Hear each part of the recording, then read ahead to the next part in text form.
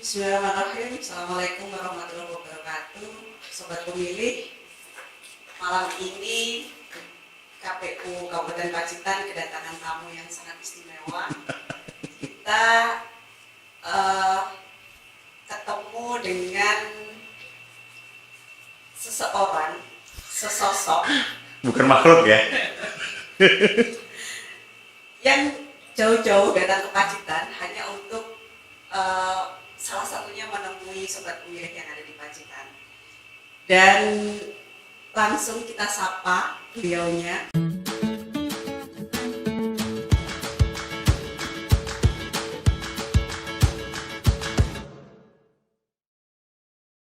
Mas Po, apa kabar? Alhamdulillah Mbak Deni. Gimana kabar juga Mbak Deni? Sehat? Alhamdulillah. Alhamdulillah. Mas Po ini adalah salah satu pimpinan Bawaslu Provinsi Jawa Timur. Dan istimewa sekali malam hari ini bersedia menemui sobat pemilih semuanya yang ada di Pacitan untuk kita bisa berbincang lebih jauh, berdiskusi lebih jauh terkait dengan segala hal pelaksanaan pemilihan Bupati dan Wakil Bupati Pacitan, dan juga nanti kita akan kulik lebih dalam terkait dengan siapa sih sebenarnya beliaunya. Oh iya. Ini yang lebih bikin tegang yang terakhir itu Mbak Deni. Jadi kalau yang pilkada insya Allah masih bisa jawab lah. Tapi kalau udah yang mengulik pribadi itu yang Mas Po, disapa dulu sobat pemilih KPU Pacitan. Oke, selamat malam teman-teman sobat pemilih di Kabupaten Pacitan. Nama saya Purnomo dan saya harus mengakui bahwa saya merasa beruntung berada di KPU Kabupaten Pacitan sekarang Mbak Rin, karena memang Pacitan ini secara geografis cukup jauh dari ibu kota provinsi gitu kan, tapi punya dinamika yang relatif cukup menarik. Itu yang pertama. Yang kedua, jujur saja saya berharap sebenarnya Mbak Rin, saya bisa berada di Pacitan ini tidak dalam rangka kerja. Jadi saya lebih butuh holiday, tapi ya karena pilkada gitu kan. Jadi ya saya bersedia untuk menemani teman-teman sobat pemilih di Kabupaten Pacitan malam ini dan malam-malam bila mana diperlukan sama teman-teman KPU Kabupaten Pacitan. Ya. Jadi itu yang membuat istimewa sobat pemilih semuanya, bahwa Mas Po ini orang kota yang menemukan sesuatu yang baru ketika berada di Pacitan, semacam mungkin kenyamanan begitu ya. Iya, jadi memang susah ya Mbak ya jadi orang kota itu kan. Kenapa? Karena kanan, kiri, depan, belakang itu kan yang dilihat beton ya. Nah begitu kita ke Pacitan ini, ya Allah, kiri pantai, depan hutan, pohon, sawah, ya Allah. Jadi kembali kayak ke zaman SD yang naik ke puncak gunung. Dan di perjalanan ke sini tadi yang menurut saya agak menarik, saya sempat bertanya kepada teman-teman komisioner yang lain, ini sebenarnya jalan atau roller coaster gitu kan, karena naik turun kanan kiri, keren. Dan itu diimbangi dengan pemandangan yang menurut saya luar biasa dan tidak saya temukan di Jawa Timur. Pacitan ini kan luar biasanya karena dia landscape pantai ada, landscape gunung ada, mau landscape kota juga ada gitu. Jadi menurut saya you've got the whole package here di Kabupaten Pacitan gitu kan. Itu sih Mbak Din. Ya. Jadi kalau ingat zaman dulu waktu SD menggambar pemandangan, itu apa yang digambar? Apa sama dengan yang kemudian saat sekarang ini dilihat? Sama, yang berbeda cuma di jalan. Jadi kalau kita biasa bikin jalan gitu kan dari belakang ke gunung itu kan, saya biasanya bikin lurus. Yeah. Kali ini saya harus mengubah gambar saya menjadi agak sedikit berkelok-kelok. Tapi saya tadi mampir ke pantai yang menurut saya menyenangkan banget. Saya tadi kenapa saya bilang saya berharap ada di sini tidak dalam rangka kerja, karena begitu lihat yang namanya Pantai Soge tadi itu, bukan saya udah pengen ganti celana pendek terus jegur ke pantai gitu. Oh my god. Karena yang ditemukan di Surabaya adalah Pantai Kenjeran dan itu nggak bisa dibuat berenang gitu kan. Jadi memang kalau datang ke Pacitan ini tidak boleh hanya 1-2 hari. Iya benar. Minimal itu harus 2 hari. Ya, untuk bisa menjelajah lebih jauh lah di surga yang turun di Indonesia Indonesia ini salah Iya, satu. Dan kalau saya tidak salah teman-teman Pacitan punya Amazonnya Pacitan kalau saya tidak salah. Iya. Itu kalau itu saya membayangkan bisa naik perahu di sana atau setidaknya benar itu sungai ya? Iya, Itu sungai. kayak saya Sungai pengen yang, banget ke sana itu. akhirnya bermuara di pantai.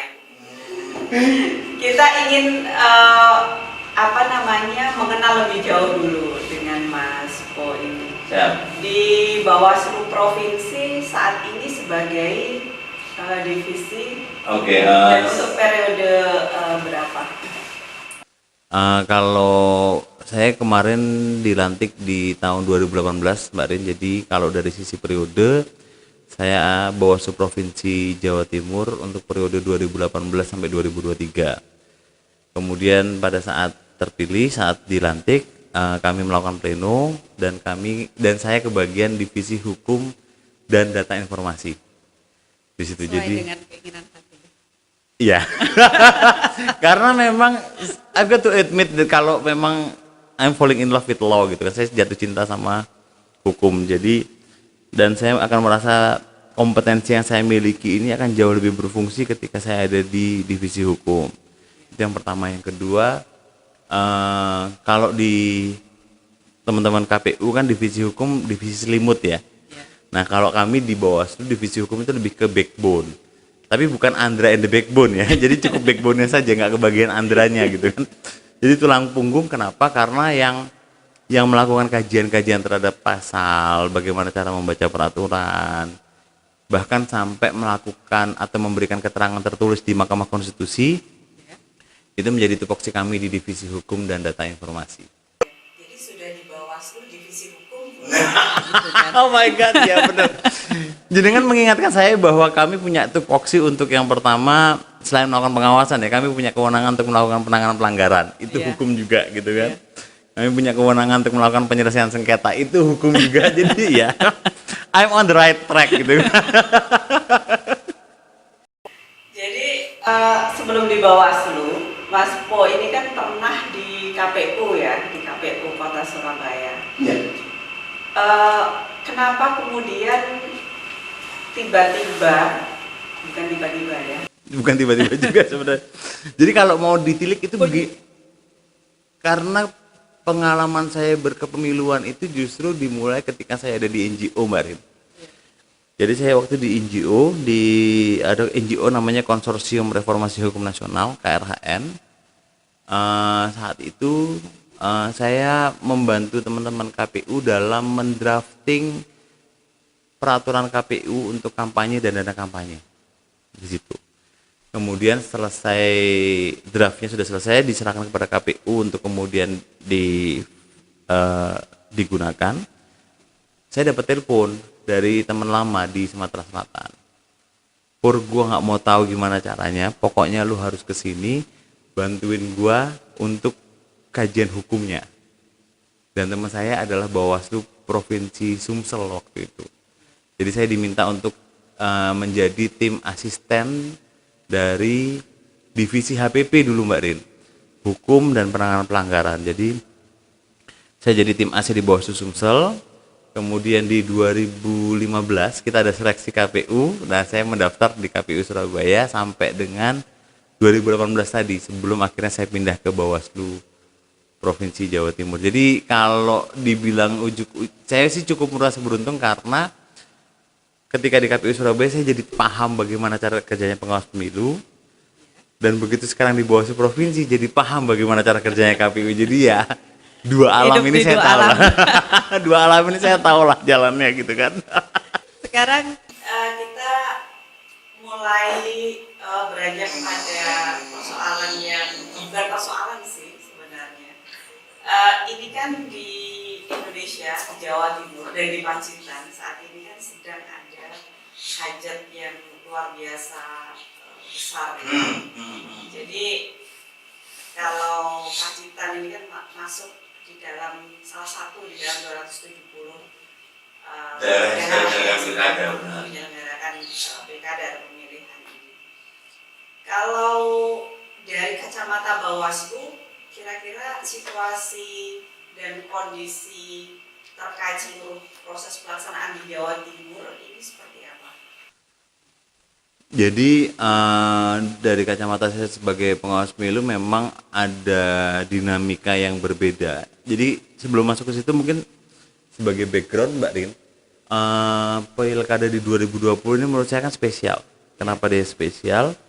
Percaya atau tidak, 270 itu kan lebih dari setengah wilayah administrasi di Indonesia. Iya kan, itu yang membuat pilkada 2020 ini menjadi sangat strategis. Yang kedua, kalau jenengan cermati, jumlah yang berpotensi menjadi pemilih di pilkada tahun 2020 ini, angkanya juga lebih dari setengah angka pada saat contoh misalnya kita ambil pilpres. Jumlah pemilihnya itu lebih dari 50%. Dan yang membuatnya jauh lebih menarik lagi, ini diselenggarakan di tengah-tengah pandemi. Itu. Nah, bagaimana dengan konteks Jawa Timur misalkan? Yang pertama, kalau direlasikan dengan tren internasional, maka tidak ada alasan untuk tidak menyelenggarakan pilkada. Kenapa? Karena hampir semua negara menyelenggarakan pemilihannya. Bahkan di Korea Selatan dan Bavaria itu mencatat prestasi bagaimana angka partisipasi justru meningkat jika dibandingkan dengan pemilihan sebelumnya. Itu yang pertama. Yang kedua, untuk Jawa Timur ini ada 19 kabupaten kota yang menyelenggarakan pilkada. Itu berarti setengah dari total kabupaten kota yang ada di Jawa Timur. Bahkan itu menjadi tahun di mana pilkada diselenggarakan paling banyak di Jawa Timur untuk level kabupaten kota. Nah, bagaimana dengan dinamikanya? Nah, kami di pengawas pemilu melihat bahwa masing-masing kabupaten kota punya dinamikanya masing-masing. Contoh misalkan ada teman-teman yang memang punya tantangan terkait dengan proses kandidasi. Masalahnya misalkan potensi dari pasangan calon perseorangan, kemudian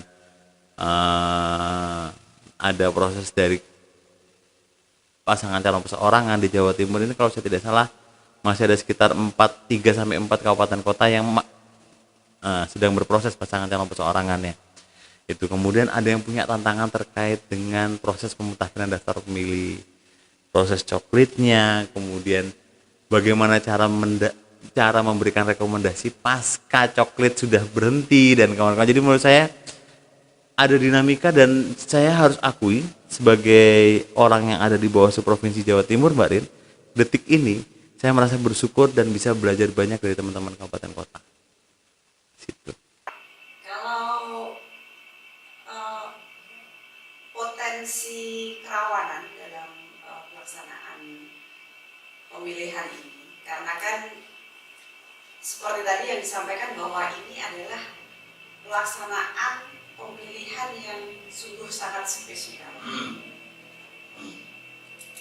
Potensi kerawanan selain pada permasalahan COVID ya, itu kalau dari kacamata Bawaslu bagaimana di Jawa Timur saya untuk tahun 2020? Jadi potensi terbesar kerawanannya ada di mana?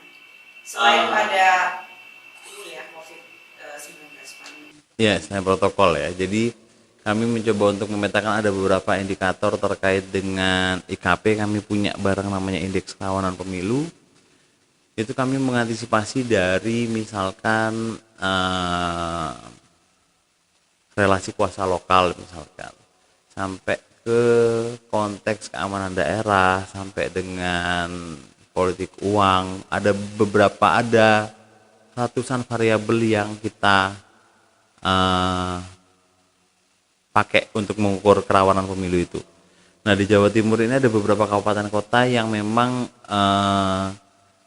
harus diidentifikasi sebagai cukup rawan, baik dari sisi proses politik uangnya, kandidasi, netralitas ASN dan kawan-kawannya. Tapi sekali lagi, IKP itu adalah sebuah alat pencegahan. Di situ potret kami dalam menghadapi pilkada tahun 2020. Nah, IKP sendiri dia tidak menjadi sebuah pencegahan yang selesai di situ, harus ditindaklanjuti. Contoh misalkan ketika netralitas ASN misalkan tidak ada kabupaten kota di Jawa Timur yang dianggap cukup rawan misalkan jajaran kami di kabupaten kota tetap harus menginformasikan atau mensosialisasikan kepada teman-teman di ASN bahwa ini yang boleh dan ini yang tidak boleh.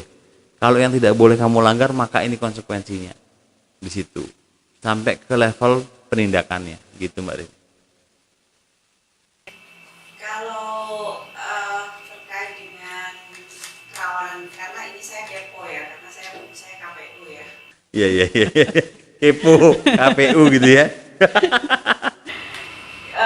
Kalau terkait dengan kerawanan dalam hal penyalahgunaan wewenang penyelenggara seperti apa yang sejauh ini sudah dipotret oleh Bawaslu?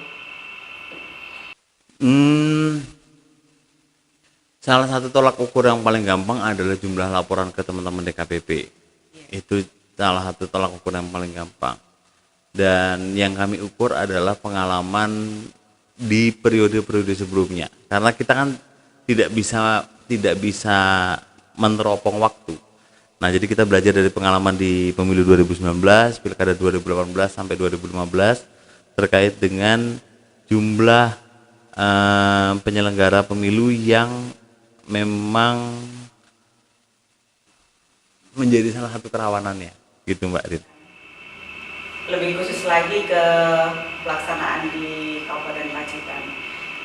Tentu Bawaslu juga punya IKP per kabupaten kota seperti itu. Untuk yang di Pacitan sendiri seperti apa hasil yang sudah dilakukan oleh kawan-kawan di Bawaslu Jawa Timur mungkin, atau bahkan dari teman-teman yang di Bawaslu RI? Nah, jadi untuk IKP-nya sendiri saya buat khusus Pacitan, misalkan Pacitan itu ada di peringkat ke kasih tahu nggak ya? Oh my God, mohon maaf teman-teman. Jadi sobat pemilih di Pacitan, ketawa saya begini. Jadi kalau sampai mimpi buruk tolong jangan salahkan saya atau KPU Kabupaten Pacitan. Jadi berdasarkan indeks kerawanan yang sempat dikeluarkan waktu itu, teman-teman Kabupaten Pacitan memang ada di peringkat 119 dari 270 daerah yang menyelenggarakan pilkada. Kemudian jika dilihat dari skornya memang angka paling tingginya ada di partisipasi politiknya di situ. Jadi itu yang menjadi catatan kami buat teman-teman di Kabupaten Pacitan. Ada banyak sekali PR misalkan dari konteks sosial politik, penyelenggaraan pemilu yang bebas dan adil, proses kontestasi sampai ke partisipasi politik. Nah, yang harus dicatat Mbak Rin, bahwa ketika bicara partisipasi politik itu bukan saja ketika para sobat pemilih ini menggunakan hak pilihnya di TPS. Iya. Ada beberapa variabel, contoh misalkan keinginan untuk melaporkan dugaan pelanggaran, ya kan, atau jumlah pihak yang mendaftarkan sebagai pemantau pemilu. Jadi ada sub-sub yang digunakan ketika bicara tentang partisipasi politik itu. Iya. Saran dari Mas Puni secara pribadi, ini kan terkait dengan angka partisipasi seperti yang disampaikan tadi kepada sobat pemilih semuanya, ini seperti apa? Karena kita ketahui bersama bahwa partisipasi itu sekali lagi bukan hanya ketika sobat pemilih itu datang ke TPS. Bukan hanya itu. Banyak ruang-ruang yang bisa diisi oleh sobat pemilih semuanya untuk berpartisipasi aktif dalam setiap tahapan pemilihan. Nah, yang mungkin bisa dibantu adalah menginformasikan kepada publik bahwa untuk teman-teman yang menyelenggarakan pilkada di level kabupaten kota, Mbak Rin, itu dia punya tingkat kedekatan dengan kebutuhan masyarakat yang paling tinggi. Kenapa? Karena kalau dengan menggunakan background saya sebagai orang hukum, ada pembagian kewenangan antara pusat, provinsi, dan kabupaten kota. Teman-teman di kabupaten kota, mereka, para pemimpinnya, punya tanggung jawab untuk menyelenggarakan kesehatan. Bertanggung jawab terhadap pendidikan dasar. Kalau pendidikan menengah dia ada di provinsi ya. Pendidikan tinggi dia menjadi kewenangan pemerintah pusat. Jadi ada kebutuhan-kebutuhan yang relatif dekat dengan kebutuhan masyarakat sehari-hari. Nah, jadi bayangan saya itu bisa menjadi bagian yang diinformasikan kepada masyarakat kenapa mereka harus menggunakan hak pilihnya. Tapi pertanyaannya kan, apakah berhenti di penggunaan hak pilih? Tidak. Di situ kenapa? Karena yang punya kebutuhan terhadap pemimpin yang memang berkualitas dan berintegritas itu adalah masyarakat kabupaten kota itu sendiri. Sehingga yang diperlukan, yang perlu dilakukan adalah menjamin terhadap prosesnya. Maksud saya menjamin terhadap proses, ayo daftar sebagai pemantau. Kalau saya tidak salah, pilkada ini daftarnya di teman-teman KPU ya. Di KPU, dan sampai dengan saat ini belum ada. Wah, teman-teman sobat pemilih itu rugi kalau nggak jadi pemantau pemilih di pilkada Kabupaten Pacitan. Kenapa? Karena menjadi pemantau teman-teman akan bisa belajar banyak tanpa harus menjadi penyelenggara. Itu at least what I'm feeling gitu kan. Saya pernah menjadi pemantau dana kampanye loh waktu pemilu 2004. Iya. Dan itu menyenangkan. Yang pertama, mendaftar sebagai pemantau pemilu. Make sure, yakinkan setidaknya diri jenengan dan masyarakat di kabupaten kota tersebut, dalam hal ini Kabupaten Pacitan, bahwa penyelenggaraannya memang dapat dipertanggungjawabkan. Itu yang pertama. Yang kedua, make sure bahwa teman-teman tidak hanya menggunakan hak pilihnya saja, tapi teman-teman memang, teman-teman sobat pemilih, paham dengan siapa yang dipilihnya. Pemahaman terhadap siapa yang dipilih ada dua variabel juga, Mbak Rin. Yang pertama track record, yang kedua visi misi dan program. Jadi ayo sama-sama dicermati visi misi dan program dari para pasangan calon itu. Kemudian yang terakhir, sebagai bagian dari garantor terhadap proses, kalau ada apa-apa, jangan sungkan-sungkan untuk melaporkan dugaan pelanggaran itu ke kantor pengawas pemilu terdekat. Di situ. Jadi ada mekanisme yang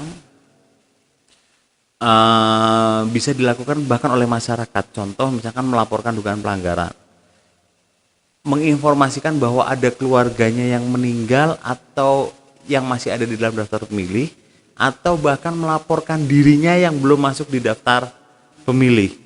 Itu menjadi bagian dari partisipasi yang bekal bahwa 5 tahun ke depan, oh saya sudah memilih orang yang tepat. Jadi gitu Mbak Rin. Ini sudah ada di penghujung nih kita, sobat pemilih. Saran Mas Pol dan masukan untuk sukses pelaksanaan pemilihan di Pacitan ini seperti apa?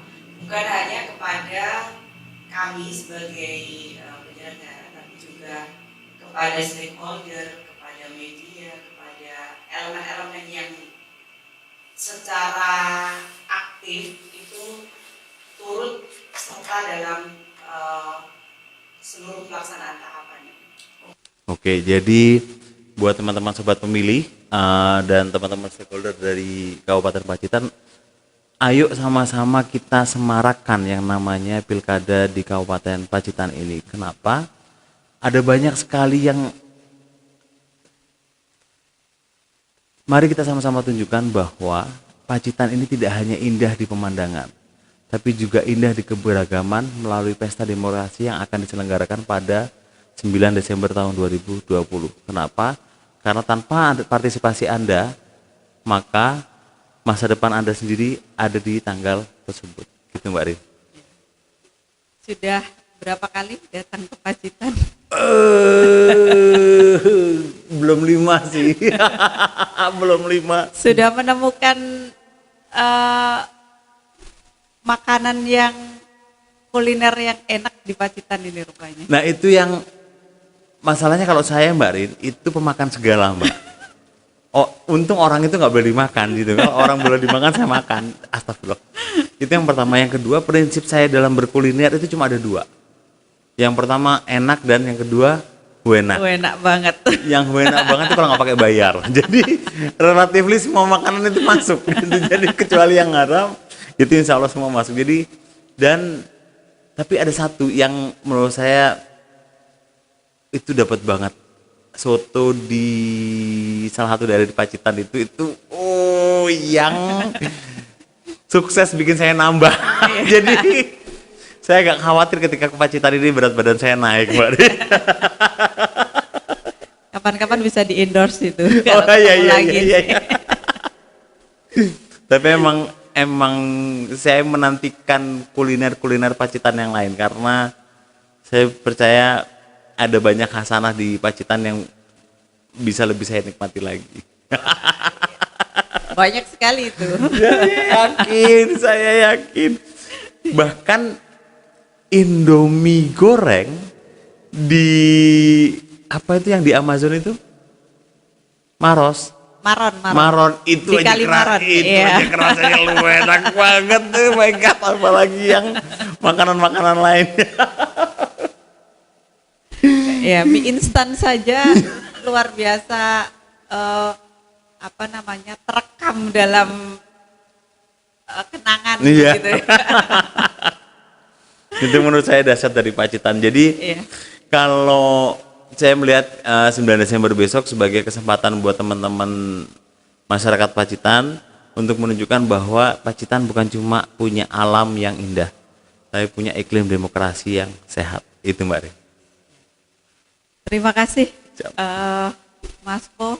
Closing statement. Aduh, ada closing statement Wah, juga ya. closing statement. Sobat Pemilih. Ya itu tadi. Jadi saya berharap teman-teman tetap jangan lupa like, komen, dan subscribe karena penting itu. Karena saya melihat dari pertanyaan yang diajukan sama Mbak Rini tadi itu ada bagian yang menjadi bekal teman-teman ketika ke TPS nanti tanggal 9 Desember tahun 2020. Jadi jangan lupa like, komen, dan subscribe. Ya, terima kasih. Nanti pasca ini followernya, subscribernya YouTube channel KPU Pacitan ini sepertinya akan bertambah banyak ini. harus. Oke Mas Po, terima kasih. Siap, saya juga sudah terima kasih, hadir Mbak di Rin. sini sebagai tamu kami di Siap. KPU Kabupaten Pacitan di Bilik Demokrasi ini. Semoga semakin sukses. Amin. Dan Amin. Semakin semakin bahagia, sehat selalu, dan apa yang diinginkan bisa terwujud. Aduh, kayak ulang tahun saja Iya. ini ya. Ya, Amin, dan siap. sering-sering ke Pacitan juga biar bisa meningkatkan imun tubuh. Iya, karena di sini bahagia. bahagia. Benar. Dan saya akan lebih bahagia kalau partisipasi pemilih di Pacitan nanti bertambah. Siap. Oke, sobat pemilih, demikian tadi bincang-bincang kita dengan gestar malam hari ini. Terima kasih banyak untuk Mas Po yang sudah hadir di sini, dan nantikan podcast kami berikutnya di Bilik Demokrasi KPU Kabupaten Pacitan. Jangan lupa 9 Desember datang ke TPS. Pilbu Pacitan, bunga gumregah. Oh, Mas iya. Po bersama-sama.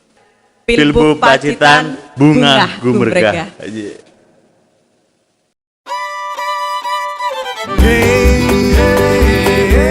Marilah semua bersama-sama gunakan hak suara. Yo, ayo memilih bupati, juga wakilnya, bungalan mereka. Rabu pagi 9 Desember 2020. Pilihan boleh berbeda, tujuan kita sama. Beri